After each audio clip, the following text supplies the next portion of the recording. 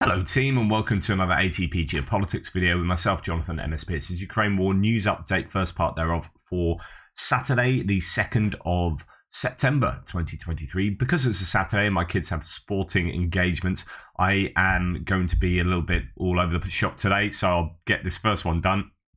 Second one probably won't be until around midday, but we'll see how it goes. Anyway, let's go to where we normally start. Ukrainian general staff figures for the Russian losses for the day before. All the usual caveats apply. 570 personnel lost, 12 tanks. So 570 is pretty much where it's been, give or take a little bit of up and down. 12 tanks is another bad day for the Russians. 12 tanks is a sore loss. Not as many as yesterday, but my goodness, they are losing a lot of equipment. There's a tank analysis we're going to have a look at in a little bit. Also worth noting that, if we try and find evidence for some of these claims, 6 tanks were lost in around Novohayarivka yesterday. Andrew Perpetua saying, like, in one day to lose 6 tanks in one place.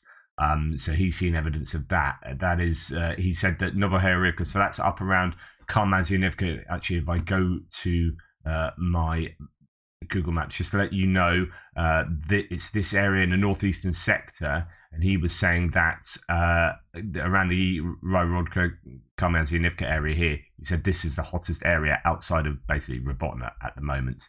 He said the Russians are really trying to attack around here, around Novohayarivka. He said just around here they lost 6 tanks in one day. So that is, it goes towards trying to understand these numbers and see how accurate they are. 24 armored personnel vehicles is a massive loss in a single day. It's just completely unsustainable. 30 artillery systems, again, wow. 1 multiple launch rocket system, 1 anti-aircraft warfare system. I've seen video footage of a book being taken out. Whether that was that one, I don't know. But those numbers, as Tim White says, it's over 100 vehicles taken out in one day. Just obscene numbers. 12 drones, 2 cruise missiles, that'd be from the night before. 34 vehicles and fuel tanks, and 4 pieces of special equipment. This is a sort of activity that renders the Russian forces, would eventually, if this continues, renders them unable to. I think they are unable to commit to a counter-offensive themselves. I just don't think the Russians have the strength in force. They don't have the capacity or the capability to commit to a counter-offensive in the way, it's a major counter-offensive. They can do little counter-attacks here and there, but I just think they are so thoroughly degraded. Oryx, the visual confirmation losses, he's on his own now, so I don't know whether he's sort of winding things down or whatnot, but he's doing things on a daily basis now. So Russians over the last 2 days lost 12 and 9 bits of kit. The Ukrainians have lost 4 and 1. So that if that's 21 versus 5, that's a loss rate of sort of 4 to 1, Russian to Ukrainian losses. That although that one loss is a Caesar 8x8 SPG, that's a bad loss. As far as the Russians are concerned, over the last couple of days, another R330 Zhitel jamming station, bunch of BMPs and tanks, and then going back to the day before, Alligator attack helicopter 4 Il-76. Actually, there's now satellite imagery to suggest 9 aircraft were in some way affected in that attack on the base, according to reporting from Ukraine's video from last night. Electronic warfare system again. Then we go and look at Andrew Perpetua. I found this a really interesting admission from Andrew Perpetua. He says, I kind of don't want to post these losses I could identify today because they're so incredibly biased, right? And what he means by this, they're not biased, but they appear to be biased because there are so many Russian losses compared to Ukrainian losses. He says, I think people take it out of context. I read probably 2/3 Russian sources and 1/3 Ukrainian sources. So I love this because Andrew Perpetua is saying, look, he's like, I am trying to be accurate. This is not some kind of random source that is complete propaganda for one side or the other. He's an accumulator, an aggregator, and he says that I go out my way to look at Russian sources. I look at 2/3 Russian sources and 1/3 Ukrainian sources, and somehow it ends up being like way more Russian losses than Ukrainian. every single day. I don't know what to say. Today was really crazy, though. This is why I say it is what I saw and what I can find. So this is, I love this because he's just like admitting upfront. It's like, look, you might think this is biased. It might appear to be biased. This is what I'm trying to do, and this is how I'm doing it. And yet still I'm getting these figures. And I love that kind of honesty. And the figures he gets are indeed overwhelmingly in Ukrainian favour. Look at the number. So yesterday we saw the General Staff release a nuts amount of tanks being lost, and then today saying another 12 tanks. And here we have Andrew Perpetua showing the figures of just a massive number of tanks, really, like visually confirm that is, and BMPs, infantry fighting vehicles, and very few Ukrainian pieces. He's got that Caesar there, Danish Caesar, and then just a few other bits and pieces. But again, the picture that's being painted is that the Russians are taking huge numbers of equipment losses. And this is from someone who strives to be objective and goes out his way to look at even more Russian sources than Ukrainian sources. And that's still what he finds. So I think this is significant, and it does paint a picture. Right. Using drones and long-range missiles, Ukraine has destroyed, this is an analysis that's come out recently, $1.2 billion worth of equipment inside Russia and Crimea in August alone. So just in August, $1.2 billion of equipment. And that's going to include the sort of S-400 battery that was taken out in Crimea, but all these other bits and pieces, the IL-76s, just in August alone. This number does not include aircraft shot down on the front line. So, yeah, yesterday they lost a Ka-52 attack helicopter in Zaporizhia. It's not going to include that. Apparently, the crew did manage to eject from that helicopter, just to let you know. Right. Now, this may, asterisk attached, this may go some way towards explaining some of these high figures. The vehicle and fuel tank losses for the last couple of days have been really, really high. If you thought it sucked to pull guard at a Russian ammo depot, here's a new one for you. Somewhere near Svatova, a dozen Russian fuelers burn. Remember, Russia relies heavily on self-propelled guns, most of which can't shoot unless they're turned on and burning fuel. So self-propelled guns need fuel needs to get there, fuel tanks are getting destroyed en masse. However, be warned, because Andrew Perpetua again comes up with the goods here. He says, when I hear news about a region in Ukraine, so that fuel tanks burning in Svatova, the first thing I do is look at news sources in that region. In this case, there was a supposed attack on Svatova that destroyed tons of Russian trucks. I saw it mentioned in Zaporizhia news first. Not one person in Luhansk said it, but Svatova is in Luhansk. I see many people throughout the day posting about this, showing pictures and videos. Again, nobody in Luhansk has mentioned it, not one time all day. Nobody in Svatova, Crimea, Severodonetsk, nobody in nearby villages or other cities. Now it appears this strike happened in August of 2022, over a year ago. Look at the regional news sources and they will be the first to call out BS. Sometimes their silence is deafening. Well said again.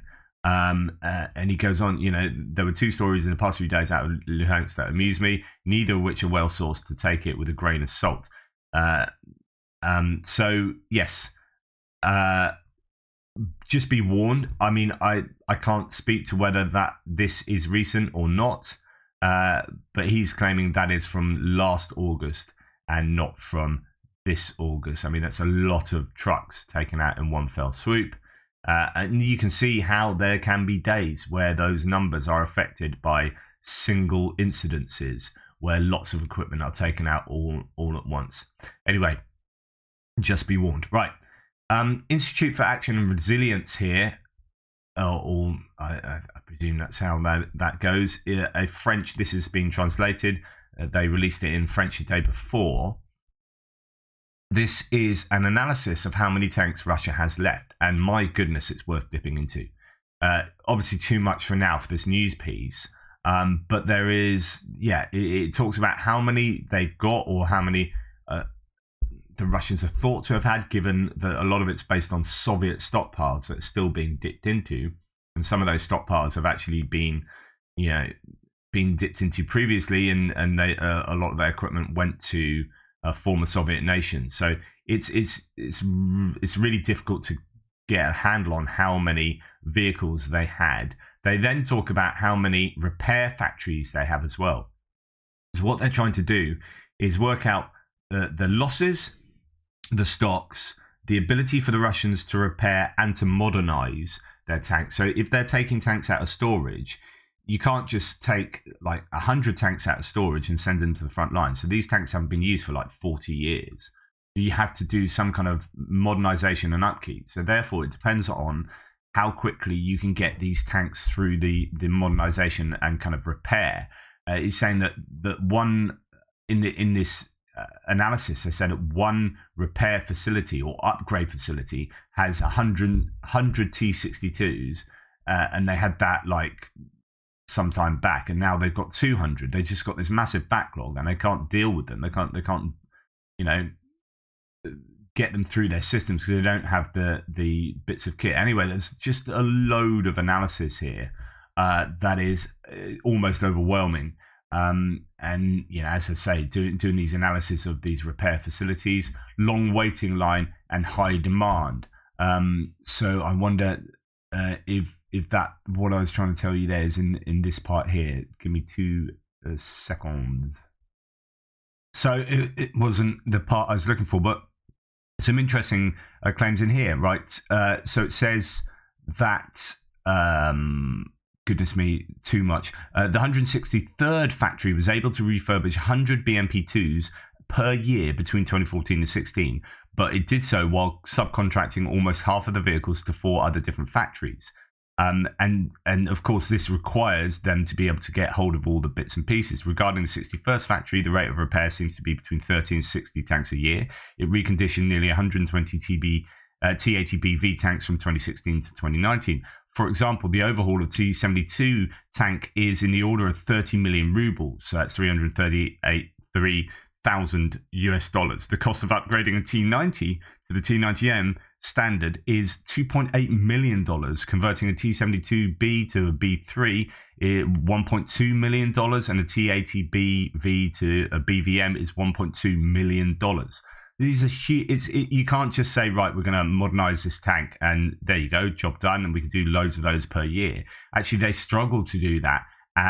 And it costs an awful lot of money, and they don't have the kit. And also, then it talks about how corruption is an issue, so on and so forth. Anyway, just an absolutely fascinating analysis going into labor issues, maintenance issues, so on and so forth. It then sort of talks about, well, how quickly can you repair these? Even if you can repair, it depends on whether they do have the stuff for it. And they talk about, as I've mentioned, a backlog of 200 T-62, T-64s, whatever, I can't remember exactly which one, waiting to be upgraded. Well, putting into perspective with regard to current losses, a slight acceleration of Russian tank losses this summer, so they're losing more tanks this summer at a higher rate, and then that will have an effect on how many tanks they can have access to. Assessment of Russian tank losses compared to stocks, projections over the next 2 years.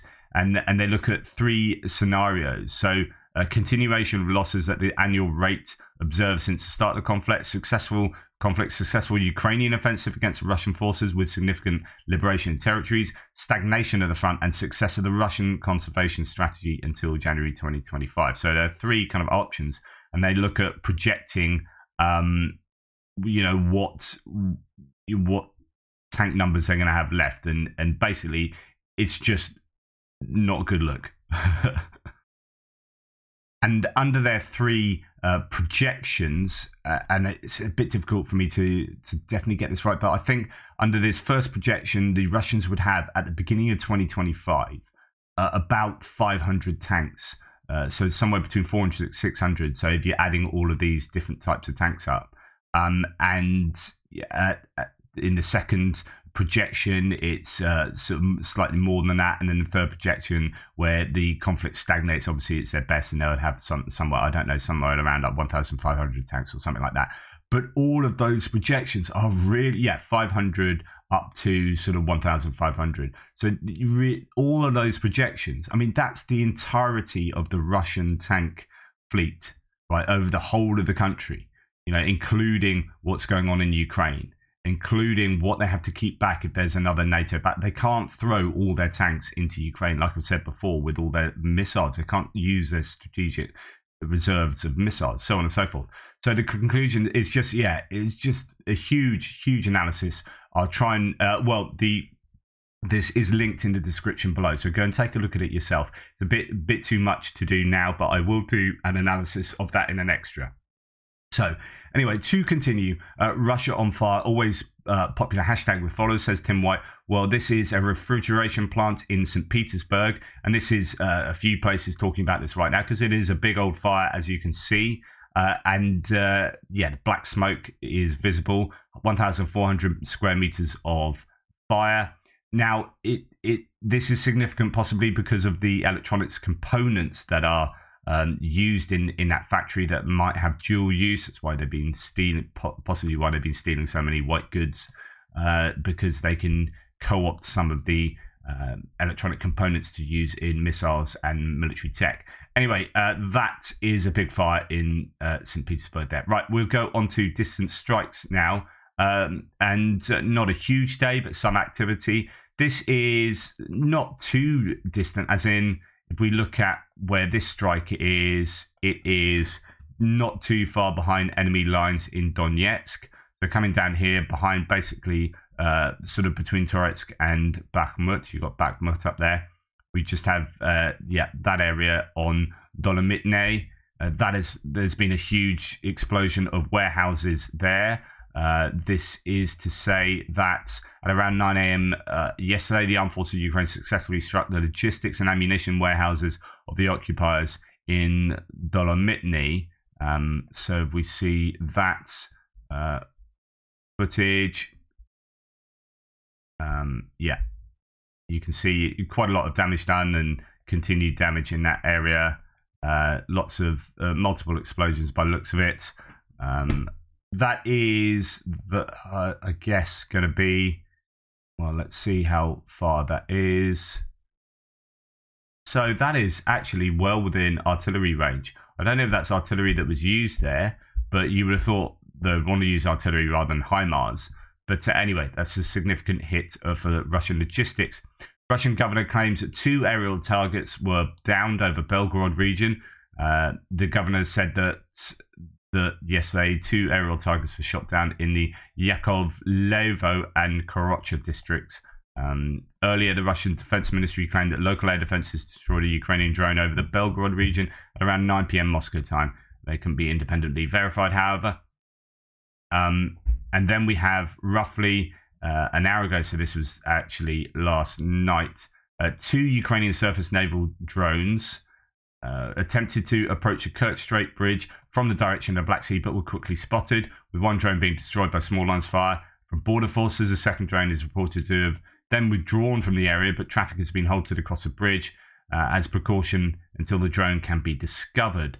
So this has been variously reported. In the end, there were claims that the Russians claimed that 4 drones were stopped. However, Deputy Defense Minister Malia says they have to make up such stories to cover why they shut off the bridge. So the Ukrainians appear to be denying that there were any marine drones. The Russians are claiming there were marine drones. It's odd that they haven't provided footage. Normally they provide footage of blowing up drones if they do that. Naval drones, that is. So I don't know. It could well be that the bridge was under threat of marine drones, but there's no footage of that. It may have happened. Each side is saying something different. Right. Okay. We're now going to move on to other bits and pieces, and this is, there is no other way to say it other than Russia aren't interested in liberty. As the days go by, they appear to be more and more concerned with dictatorial stuff. This is mad, actually. My best mate just got in from he lives in Switzerland. He's just walked in my kitchen. This is insane. Right. So that's weird. I better wrap this up very quickly. So this is really, really dodgy. So a child thanks Putin for liberating Mariupol. Most of the schools in the city were leveled leveled to earth, to rubble. So many children and their families were killed, wounded, chased out of the city. Bar Stewards says this particular source. But this is really, I don't like this at all. So don't be shy. Dear Vladimir Vladimirovich, my name is Ivan. I am in the first grade. I want to thank you very much for, he says, taking care of my favorite city of Mariupol. Don't worry, Vladimir Vladimirovich asked whether you liked how the school students took care of you. Was it okay? You enjoy it? And this is all on video feed to Putin. This is just so, it just makes my skin crawl. Just manipulating this child, thanking Putin for liberating Mariupol and looking after him. And the city is just in ruins. It's disgusting. That disgusts me. I'm sorry. And then in Volnovakha, in temporarily occupied Donetsk region, children are forced to attend school in the Russian language with the invaders' curriculum. Parents who don't comply can have their parental rights taken away and their children sent to orphanages in the Russian Federation. It is again another example of how Russia is not interested in liberty. We're going to come and liberate you, and when we do, we're going to force you to go to school, and you have to speak the language we tell you to, and you have to do a curriculum that sings the praises of the people who have come in and invaded you. It's disgusting. It's always disgusting. Anyway, here is a pride of leopards, if there is such a thing. Lots and lots of Ukrainian units waiting in the rear for their turn to smash Russians, says Thomas Steiner. Now, this just goes to talk about how the Ukrainians still have quite a lot to draw on in their reserves. Some of the Russians saying that the Ukrainians have used up all their reserves, and actually most of the NATO equipment that we've seen delivered we've just not seen on the front line yet.